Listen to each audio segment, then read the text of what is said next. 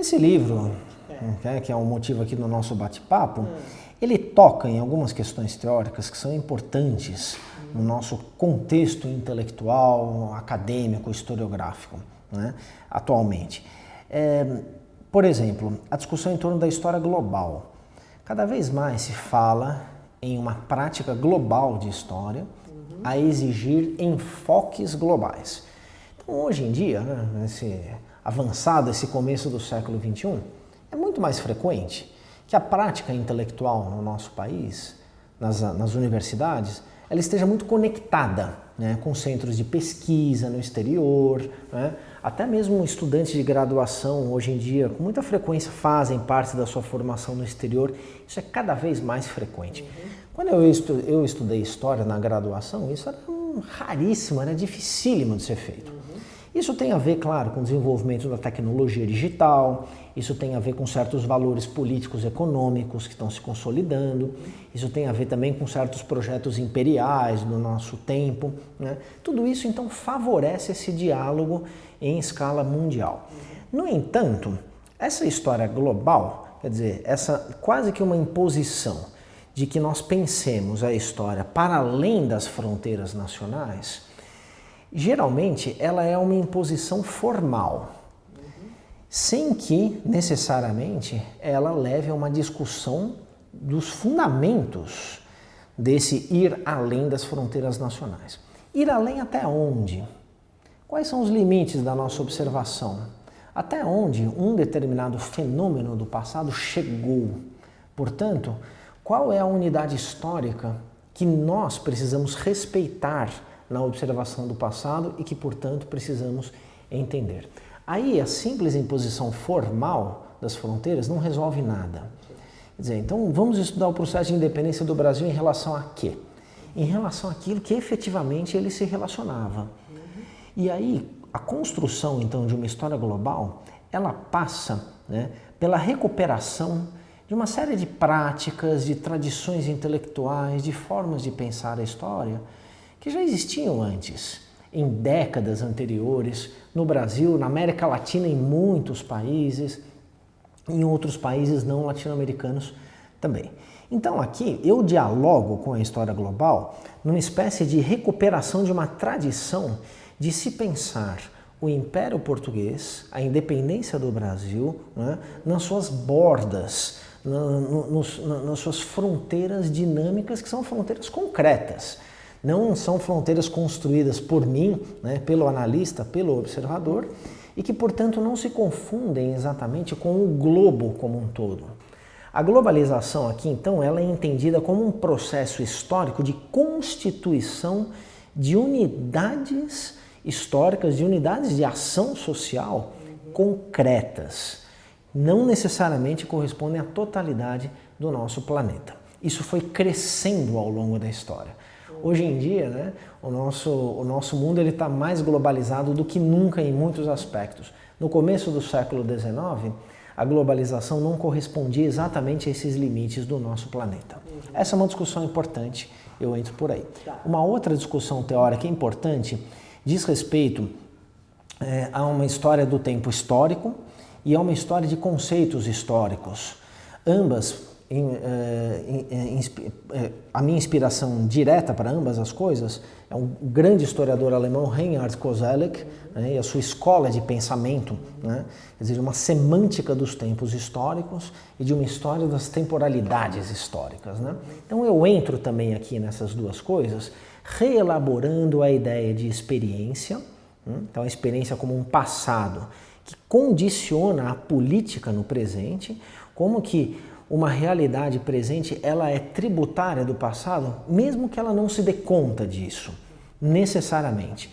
Então, como que o presente está sempre reelaborando um passado coletivo e como que isso está projetando formas de pensar a política e a sociedade no futuro, né? Então, esse livro, Mônica, Tempos e Espaços das Independências, ele é fortemente tributário de algumas categorias de análise advindas dessa forma koselleckiana de pensar a história. E eu distribuo, então, essa influência muito importante para mim em vários capítulos, mas sempre procurando reelaborar, né, essa teoria à luz da realidade histórica concreta, né? Porque afinal de contas não existe teoria pronta, né, para o historiador, para o cientista social. A teoria ela é sempre uma reelaboração imposta pela pesquisa empírica. Então o critério da teorização tem que ser a realidade, ao mesmo tempo em que a realidade só pode ser significada teoricamente. Então aqui é a minha contribuição para esse movimento duplo, né, para essa dialética entre a teoria e a empiria que constitui o trabalho do historiador. Você fala em temporalidade, defina temporalidade, ou exemplifique temporalidade. Temporalidade é um conjunto de atributos de uma determinada realidade social que tem a ver com o tempo. O tempo pode ser um monte de coisas, né? O tempo pode ser uma ideia concreta, o tempo pode ser um projeto, o tempo pode ser uma noção parcialmente consciente, o tempo pode ser uma representação, o tempo pode ser uma noção, né? O tempo pode ser formas de se expressar, concepções de viver o movimento e a duração. Então a temporalidade ela é um conjunto de coisas que numa determinada realidade são explicáveis pela historicidade dessa realidade, ou seja, pelo fato de essa realidade ser constituída historicamente.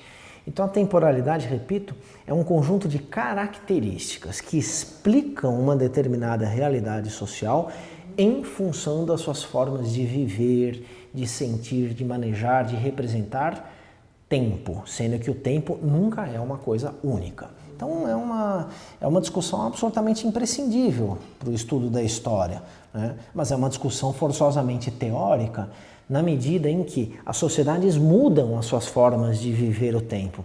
Portanto, não há uma gramática de temporalidades disponível de antemão para o historiador. O historiador precisa ser capaz de analisar uma sociedade buscando o que nessa sociedade se deve ao fato de que ela maneja, de que ela vive, de que ela é o que é graças a uma pluralidade de tempos.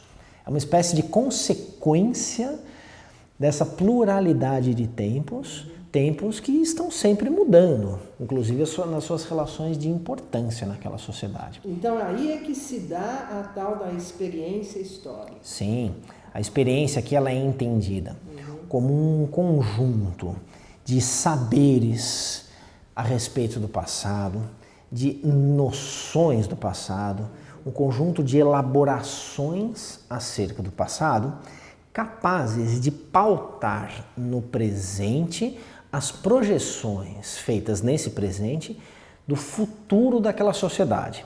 Então é aquilo que grupos sociais, por meio de ação política, buscam no passado ou encontram no passado, por vezes essa busca é consciente e deliberada, mas por vezes não, né? O que esses grupos buscam ou encontram no passado que lhes permite vislumbrar um futuro. Toda e qualquer sociedade tem as suas experiências históricas. Aqui, então, a ideia de experiência ela está colocada basicamente a serviço da revisão de uma velha, mas nem por isso caduca, né? Uma velha, mas muito vital questão. O que a independência do Brasil tem a ver não só com as independências da América Espanhola, mas também com a independência do Haiti, com a Revolução Francesa, com a independência dos Estados Unidos, com as guerras napoleônicas. Onde que a independência do Brasil está, então, num contexto histórico, né, que configura uma experiência. Mas configura uma experiência não porque a gente supõe que as coisas tenham a ver, mas porque a gente encontra os indícios e as relações entre essas coisas. Que tipo de relação?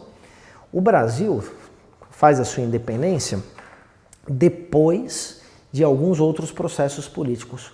E isso permite que o Brasil, né, claro, que o Brasil não é uma pessoa, né, mas é um conjunto contraditório, conflitivo de grupos sociais, esse Brasil busca no passado, esse Brasil aproveita na história recente de uma parte da humanidade elementos para projetar o que ele será no futuro.